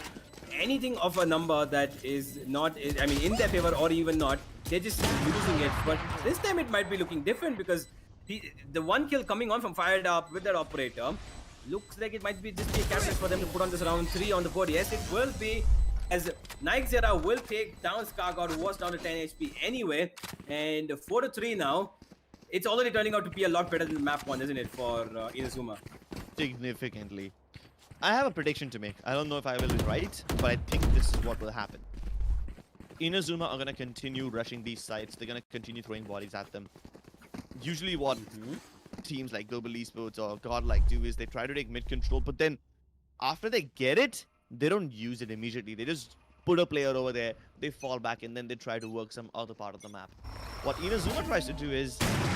Oh my god, that was a disgusting jump peek by Spawn. Ouch. But getting back to my point, what Inazuma like to do is they take mid control and they want something off of it immediately. They don't like to just hold that area. They just want something. But that won't really work for them. This time though, Cohen gets a kill before he's finally sent back in his origin. F1 Esports already looking for a Mantis advantage, and now they will try to fake. Take a look at this. The Omen will carry the spike to the B side, which has already been cleared up by Naikzera. And Naikzera would have never expected him to be there. Oh, he's gonna go for more. Yeah, the one is all he's gonna get though. He puts the alarm bot down towards CT, I mean defender spawn. But it's not gonna happen. Not gonna give out much. Shivi's is gonna move back all the way back to where he was spawned at the earlier stages of this round. And he's gonna look to save that Vandal, but it's not. What's not gonna be saved is the operator. As Spawn takes Nightrider down with his own operator. You know, Shivi's trying to recover it, but he does not know this is gonna be a player right here. Fired up, gonna wait for him and take him down. And that's gonna be 4-4. Level score still, ladies and gentlemen. And the question is gonna be if Inazuma are gonna carry this forward, or are they gonna take a lead themselves? So I think I know what went wrong for Force 1 Esports this time. They kind of outbrained themselves. You see, in the previous round, Inazuma just threw all the bodies at B and they went for a brute force attack. In this round, they committed the run it back on A, but they did not have mid control at all. So Force 1 Esports kind of thought that this is indeed a full A commitment. Because if you were to fake, you would have at least some player on mid, right? But that was wrong. Naikzera was only in B and nowhere else. But this time, he won't be allowed to lurk anymore. Nightrider just updrafts and takes his head off. Really good stuff. And she has spotted out one more player over there. So now they know that, you know, Inazuma are trying to go for a split approach. They won't be working mid, but they will position their players towards B and A both. So that's there. Yeah, that is there. And for them, okay, he's swinging on weapons because he didn't want to give anything to Force 1 at this point. And it's a little bit of a slow approach. They do have the man at disadvantage in Inazuma at the moment. How are they going to approach this is the question, because they did have a player go down at B, and now it's pretty much a default setup for Force 1, isn't it? Because they've got 2 players towards the mid and B position, and they've got 3 towards A. And it's Inazuma who need to play into their hands, because now they're approaching this A bomb site. Fired Up does have his recon available. He's gonna throw it out to the bomb site anytime now, as it does go out. And it's gonna be taken down by Scarguard immediately. Rafa with the counter nade, that's gonna give a lot of damage to all the players who are present over there. And in return, it's gonna be Rafa with the spray as well. He's gonna take down another one to the smoke. Rafa, he's just going, okay, you know what guys, I don't need vision. I just need bullets and the smoke. I will spray right through it. And Nightrider is just gonna add on to that kill feed. He gets one, and Rafa getting a little ambitious, runs past with his satchel. He just goes down to Fired Up, but in the end, it's gonna be Nightrider who takes him down. And Force 1 have another round on the board, 5-4 now. And Force 1 will look to seal this half, at least 8-4. I mean, that's what they would be looking for. But Inazuma, are they gonna be able to pull it back? Are they gonna at least bring it up to a 6-6 or a 7-5? Is the question. Or else it's gonna be Force 1 again who run away with the momentum that they've needed so far. Yeah, Inazuma once again went for one of those one-dimensional plays, and this time Force 1 was able to read it like a book. I don't think they're gonna be able to pull off these one-dimensional plays any longer. I think Force 1 Esports should have this in the bag. This time a very default split approach, and you have got Nightrider who's holding an off angle towards high mid. It's not even towards high mid, it's near those stairs area. Oh, but he gets spotted, can't fall back. He does indeed get a little bit done, but then Scargod also chimes in, only to get taken down by Swan. So kill exchange on either side, but both the operators still online, so the net sum is 0. Just one player down for each team. And in a 4v4 situation, I've always said the situation favors the attackers. This time, Inazuma are making their spike carrier go all the way back around the attacking spawn and then try to come to its A. I just hope that Goon doesn't die before the spike arrives or his teammates arrive over here, but he has been revealed, so F1 Esports have a little bit of an idea, and you can already see the rotation trying to come in. Shivi is reluctant on whether or not he should leave the B side, and then Rafa's like, you know what, go ahead. And whoa, 2 kills in 2 seconds. RBK picks off spawn towards mid, and then Knight Rider picks off the guy on A. All of a sudden, this round looks just so much more better for Force 1, and RBK swings wide. There's nothing that fired up into. He's getting shot from 2 different people, and yeah, that little corner will turn into his grave. Yeah, I mean, Force 1, they're just asserting their dominance again now. They're showing that, you know what, we're not going to catch you off from 1, we're not going to catch you off from 2, we're going to catch you off from multiple angles. And it doesn't matter where Inazuma decide to go, there's always someone who's going to get at least a minimum of 1 or 2 kills to make it at least even terms for their team, or at least have the advantage. And doesn't matter how low on HP Force 1 are, their players are getting these kills. And now with another different approach coming in from Inazuma, they're going to the bomb side. The flash going in from Shivi should give him information. He does blind one. He knows where he is. He's going to give out another one. Pawn will guess flash again. Nobody pushing on him though. He's alive for now. And it's going to be the mid coming in. Push for them again. But Knight Rider's there to stop them. He gets gone and he dashes off immediately because he cannot get that second kill. RVK inside the smoke will take down that alarm bot. It's going to be Scargo who chimes in. And now, both of these sports are just hammering through this lineup of Inazuma. Fired up, the only man left. Needs to pull off something absolutely magical to get this round for his team in a 1v4 situation. Rafa, hello? I think he... Did he lag out? Okay, he probably lagged out. He did, yeah. Yeah, And there was no way he should have just been staring at a wall like that. And look at the way how these guys are just being really secure, really methodical. Like, Shivi used his Seekers and the Wolf over there. So, yeah. Yeah, I mean... So, like, he wanted to give him 2 things to shoot at before he finally shot Rafa. Yeah, did you see Rafa though? He himself was confused. He was looking confused. So what just happened there? He's just looking at the screen like, wait, what? Did I just lag out or was it what? I mean, there's not a lot you can do at that point. It's okay, Rafa. Everybody experiences that at some point of the time. You know, pros and average gamer alike. It's everybody who goes through it, so it's okay. But at the moment, that doesn't matter because that sort of acted like even a bait. It was like if Rafa was doing it as a bait and if he did not disconnect, I think that's the most 200 IQ bait I've ever seen. Okay, I think we might be getting a little ahead of ourselves over here now. We're just theory crafting stuff that doesn't even exist. Hey, I mean... I'm not completely against it, but hey, you gotta keep your imagination a little earthed, right? Not let it fly off in the sky. I mean, every cloud has a silver lining, right? So I think this is a silver lining in Force 1's book. I mean, instead of silver lining, you could have a massive ray of light just obliterate your enemies. Birds raining from the skies, and then you got... What else? You don't have any other flashes, so yeah, that's all the flash references I can make over there for Team Force 1. But then, yeah, you got 2 flashes on Team Inazuma. You've got the Paranoia, you've got the Curveball. Enemy. Okay, you better run, RBK. It's time to play dodgeball. Oh, look at him. He's just... He is unbothered, unfazed. Yeah, it doesn't really matter, but Spawn runs into Rafa's boombot. That's a very embarrassing way to die. The lockdown will not give them anything, did not give them map control, did not even give them any kills, and now Rafa has his big bad rocket launcher. Luckily, he doesn't find anything with it either, but hey, that fake worked. Most of Force 1 are on the A site, and they should be able to go for the hunt without any problems. But in a 4v5 retake, I am not sure how well they will be able to play. Maybe Naikzera can play spoiler over here and check the position, but he's good for 1. That's it. Down to a 3v4. Still the man advantage of Force 1. They've also got the Cosmic Device, which I don't think will be very useful in a situation like this. But hey, luckily for them, Inazuma don't have any ultimates of their own. Yeah, they can probably just seal off the entire backside, but again, they can always, come out of it. So let's see how they use it.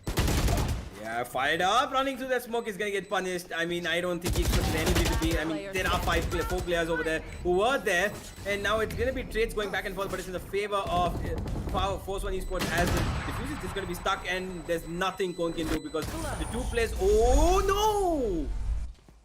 The diffuse was just coming in too late, and Inazuma somehow pulled this back with the time favoring for them. And I don't know what exactly happened, but that B plant, which gave them that time for all the players of Force One to rotate all the way from A back to B, served them purpose to get this round in their favor. You gotta consider how much Team Inazuma had to commit in order to make that sale. Me being a marketing student, there is a term called acquisition cost, customer acquisition cost, right? You had to commit the lockdown.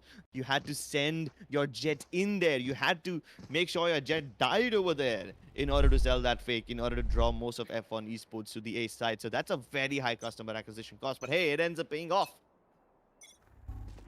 It absolutely does. And maybe I should take some lessons of customer acquisition cost from you, Chris. Don't. I was just hoping that my education would be somewhat relevant to my line of work. It's not, really. Hey, it's relevant in Valorant, just like you said. I mean, the retakes have customer acquisition. Little bit. It's more about site acquisition, but anyway, we'll worry about all of that later because this site is about to be breached open. Force One Esports trying to hurdle their way in, and all the people of Inazuma just desperate. There is a little gap that Omkar can exploit, but Skargot just walks right past him. Rafa spotted him. Now his sequence up. He's going to commit one more dark cover into the B main area so that he doesn't have to check it. But most of the players of Force One are down in there, in the water, and now it's just a 3v2. Shivi trying to push the envelope even further. He does get double peaked, but he gets the kill onto Naikzera and gets away with murder as well. That was unexpected. Now they've done a double peak Omkar, and somehow, even with the man advantage, Inazuma is losing this battle. Spawn in 30 HP, there's really not much that he can do, and Force One Esports are able to bring this back. 2v3 clutch from RVK and Shivi. They played it like a fiddle. I love the way how Shivi realizes how much he should push and when exactly he should fall back. As soon as he got that one burst kill, he fell back down into the water, and RVK was already prepared to back him up. Even when he's got the birds out in his hands, RVK was his bodyguard. And when I say bodyguard, I mean literal bodyguard. He was body blocking her. He was eating the bullets for Shivi over there.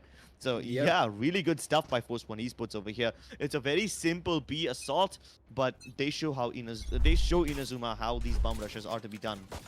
Yeah, and for now they've put up a round on the board in this second half, and it's gonna be Fired Up who's trying to get something done over here. Does tag down, is getting tagged down to 74 HP. Not too much of a damage, and Spawn is gonna spot out one towards his A bomb side, and now I don't think Inazuma have an idea where this hit is coming because they've seen players on both these bomb sites, and the bomb though is in no man's land at the moment towards high mid, and it's, you know, it could go either way. And Inazuma are pretty confused at this point because you can see players going back and forth between both these bomb sites. They're going B, they're going A, and now it looks like they're going to try to commit A. They're gambling it towards this A bomb site, which is absolutely of no use because the only man there is Rafa selling this fake, and looks like he's doing a marvelous job. And Fired Up is going to spot. Fired Up! He just completely obliterated Stargod over there. What a shot by him. Shivi will send out his hound to find where he's gone hiding, and he's not going to find him though, and he should be having an idea that he is towards the backside of the B bomb side. And RVK, look at him, he's just running riot. Although he's a cypher, he's just getting kills back and forth. How do you expect the Sentinel to rush in so far ahead and get these kills? But hey, it's RVK and he can do whatever he wants, and he's put up a lot on the board, and Shivi will get the last kill and the plant as well to get a little bit extra money for his team as they put up the 9th on the board. And now Inazuma, they will be sweating bullets because it's going to be a tough ride until the end. Yeah, and RVK realizes that he needs to go aggressive towards mid, otherwise his teammates would have been dead. They were supposed to sell the fake really well, and to the most part, they were successful. Rafa was keeping most of the Inazuma players anchored on the A site, and as soon as Fired Up got that shot on B, that's when RVK realized, wait, these guys need my help. The rotation will be in the works, and it might already be there. So he decided to just ignore the fact that he's a sentinel, ignore his role, and just do whatever was required for his team. That's the best part about Force One Esports. They don't care which character they're playing. They will pick up the roles which are needed, and they will interchange them very, very seamlessly. Knight Rider? Nah, he's not gonna get that kill. Pawn could have been taken out, but it's not gonna go. Either way, there's just triple damage on both the sides of both the jets hitting bullets at each other. That's all it's gonna be. But the Seekers, for the moment, are gonna be giving out a little bit of information. Rafa knows where one is. He throws a nade in towards that position. But it's gonna be RVK though, who gets the first kill. And Omkar tries to. Okay, he gets two. He gets the fourth. Omkar! What? That was a ridiculous flick. Can we see that again in replay? I want to see that again in replay. That was a ridiculous flick. He was supposed to die right there. It's not like Force One Esports made any mistakes. No, they were throwing bodies at him. They were supposed to be in positions from where they could trade each other out. And for the most part, the trades were there, but so were the flicks. Like, my God, that is disgusting. God, Omkar. I swear. Yikes. That, Nutty. I mean... Force One, if you know, imagine if you're seeing, as a Force One player, if you have one player just absolutely obliterate you like that, that definitely must hurt. You're like, oh, whoa, what did he just do that? Hello? For the moment, though, it's gonna be Knight Rider who tries to get something, and he will.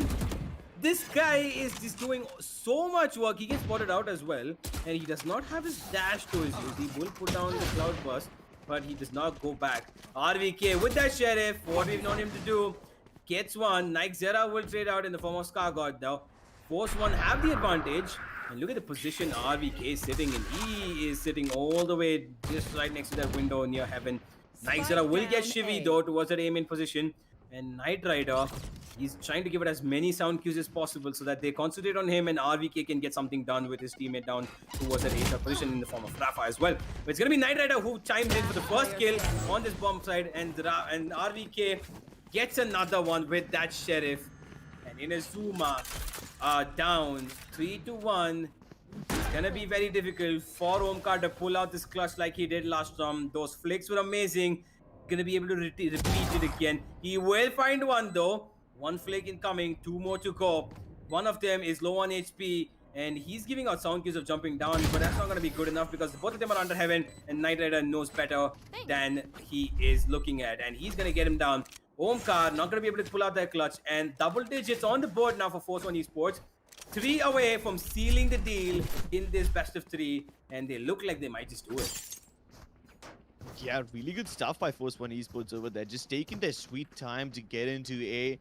Every time Inazuma tried to move in, someone or the other was prepared over there. And once RVK got into the gardens area, he was just able to relay so much information to his team. Doesn't matter if he got any kills or not. It's just him being over there just pressures Inazuma so much.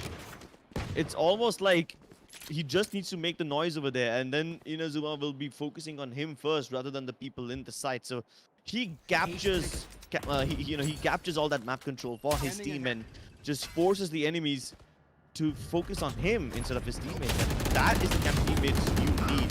To be able to not just get information, but also their heads and their attention. This time, F1 Esports doing so much though. Spawn tries to run away, but Knight Rider also dashes in to just get the kill on him. Both the jets dash away, but it is the Force One jet that wins, that reigns supreme. And now, yeah, it's simple, just standard cleanup procedure for Force One. They're just gonna absolutely surgically cut through them and put down the knife and say, yeah, we're done with this surgery. We've absolutely, slaughtered them top to bottom. 11th round on the board now. They're 2 away from victory. They need those 2 rounds with as much comfort as possible. The problem is Inazuma. This is their pick. They should be winning this, but it is looking highly unlikely because they're down by 5 rounds, and it does not look too easy of a climb for them to come back all the way to 11 or to even 13 at this point. What can they pull out of the box right now? Omkar is trying to be the first one to do so. The camera should be spotting him out, but it's gonna be... Ooh, Spawn, he does not get the kill though. Crosshair was placed on him, but he gets tagged on 26 HP instead. Omkar, his position reveal, immediately teleports back towards that bomb side where he's safe, and he gets away with it as well. And Force One are putting in the pressure from 2 sides, the mid and B. This shows how important that control of B is that mid position is. Spawn firing off bullets through the wall to get some connection done, but it's not gonna give him any. And now it's gonna be Naikzera who is trying to get something. Oh no, he gets caught off with a drum in his hand, and now it's gonna be Rafa who brings down 2 with his gun. And Spawn, though, will finally find one with that operator. The Cosmic Divide coming in, and look at Scargod. Look at his position. He gets one, but it's going to be the run it back, actually. No kills. Now they know his position. Spawn is still towards his side of the spawn. And the question is whether they're going to be able to get this retake going, because they do not have the man advantage. They do not have the enough utility or information to do so as well. Knight Rider is just trying to get something done, but it's okay. Scargod gets a spray down of 2, and now Spawn, the only man left, is gonna get played with by Scargod, and he punishes him for it. Spawn is looking to do so much damage with this 26 HP left, and I do not know how he is just getting away with this. Flash going in, Shivy blinds him, and he's gonna take him down with the frenzy. And match point now for Force One Esports. And this is what I was talking about when I mentioned that Inazuma want mid control and they want something off of it right now, but Force One Esports don't. Take a look at how deep these players were over there. Scargod was into pizza, and he had people along with him as well, but they did not move. They just stood in mid and they waited. They waited for Rafa to get that opening on B, and that's when they started moving in. If this was Inazuma on the attacking side, they would have tried to hit mid plus B at the same time without waiting at all. So it's this patient plays from Force One that are actually giving them the advantage that they need. They try to make sure that Inazuma is always second guessing, always gathering information, or at least pushing to gather information. And when they push, that's when they punish Inazuma. These patience plays is what is working for Force One Esports. If Inazuma lose this game, and if there's one thing they need to take away from this game, it is this thing. Yeah, absolutely. And now they got their life to fight for. Okay, Spawn. I know he did not just do that. Rafa takes him out mid-air, and now he just dashes away. And now he's going for the knock. He's going to get other skills, and he will find Scargod as well. Force One now 3-2-3. They've got the man. No, sorry, there's no man advantage for either side. There is a Killjoy ultimate available though for the side of Inazuma. The flash going from Shivy should give them information, but he blinds his own teammates instead. And Knight Rider, it does not matter though, because he's got the bomb site secured for his team. Spawn is on the other side of the receiving end of this bullets, and he's gonna get one in his head. Korn with his teammate in the Naikzera. They do have the Killjoy ultimate available, and it should be going on any second now, as it does. And now it's gonna be Force One who need to force the issue towards his A-shot position, or at least fall back. And they are okay. RVK is looking like he wants to push it, and it's just all over. RVK and Knight Rider push in, and they get these kills. Inazuma did not even have a chance to fight back, and just like that, guys, 2-0. And look at RVK; he's just having fun, dancing around. Pretty much, a walk in the park for them, as it should have been. And yeah, Force One looking really good as they continue their winning streak. Yeah, they are indeed looking really, really good. This time the scoreline was a lot more equalized though. If not in terms of the overall score, but at least in terms of the kills over here. Last time, it was F1, every player on double digits and all the players of Inazuma on single digits. So they were not only leading in terms of strategy, but they were also leading in terms of kills. But yeah, Inazuma, they kind of come across to me as a very impatient young team that wants what they want right away. It's like a kid who's at the candy store and he's like, Mom, I want this candy and I want it now. They're not patient enough. They don't try to, convince their mom to coax them into buying it. They just want it, and they want it forcefully. So they're not patient enough that way. And that's the key difference between Inazuma and Force One. Patience. And let's move over to the highlights right now. Let's take a look at what went down in this game and how Force One were able to win Ascent as well. They won Haven with a pretty convincing scoreline, and I guess this kind of scoreline is also convincing enough. Even though it was Team Inazuma who walked away with the pistol round, and they were doing pretty well in the first half, somehow Force One Esports were able to bring it back. Yeah, they did, and they brought it back all the way to the 13th round that they needed. And the second half was just all about Force One at this point, Crips, because they did not stop the force. They did not stop the hailstones raining in down their throats, the side of Inazuma. And it was just a lot of work that Inazuma had to put in to even get a few kills going their way. I mean, what more could they do at this point? The first half was 7-5 score is a pretty decent scoreline playing on Ascent on the attacking side. But you need to capitalize it on the defending side as well, because you have the Sentinel required, you have the information players as required. and you should be able to get those kills by getting a little bit of structure coming into your play. But just like you said, Crips, it's about that that impatient quality in them that is just letting them be off the hook, and that in turn is be getting to be their demise, because they're not able to finish off the end game. They get the first initial stage of the round, they get the kills, right? They get the kills, they get the map control, but in the end, they're just losing it all one by one by one. They need to sort of work on how their post plans are played and how their retakes are played, because Force One did that absolutely perfectly in this entire series, and it was just a lot of work for Inazuma to do, because they were, like you said, they wanted it and they wanted it immediately, but they were not getting anywhere close to it. Yeah, exactly. They were not getting anywhere close to it, but Force One Esports was just playing it like a fiddle. The trades were almost always there for both the teams, so I gotta give it to them, right? Inazuma have at least their trading down to the proper way as it should be. That's correct. But everything else about them, the way they utilize those trades, the way they utilize map control, the way they take it in the first place, and what do they do after they get it? Those are the kind of things that Inazuma kind of have to work on. Other than that, their aim seems to be decent. Their trading is good enough. And I feel like Inazuma does have a bright future ahead of them if they keep on learning and improving in every game. And given what we have seen from them in the past and given what we've seen from them today, would you feel that this is an improvement, or do you think that they're still kind of stagnated at the same place? I mean, you look at the performance clips, the first thing that you look at the first map, they were down to 13-2. And that does not look like a good statement for any team for that matter. And although they pull it back in the second map, they were 7-5 in the first half. They got absolutely battered as soon as it went to the second half of the second map, because first one, literally, they knew what they were doing, and they waited for us to come towards the attacking side. And when they did, they knew exactly how to execute these bomb sites that would just make Inazuma crumble. But hey, all of that happened today. All of you guys saw the action live, and now we're just gonna leave it down to the analyst desk to break it down more.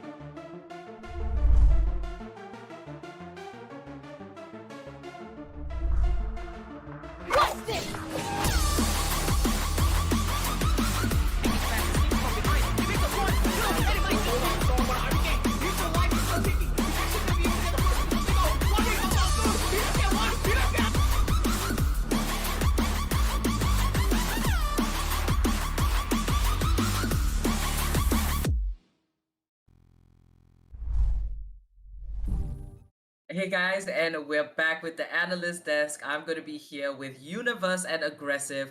What a match! And front row seat, you have it, Universe. What are your overall thoughts on how that best of three went? Well, what are some pointers you probably would give either side, either Team Inazuma or Force One?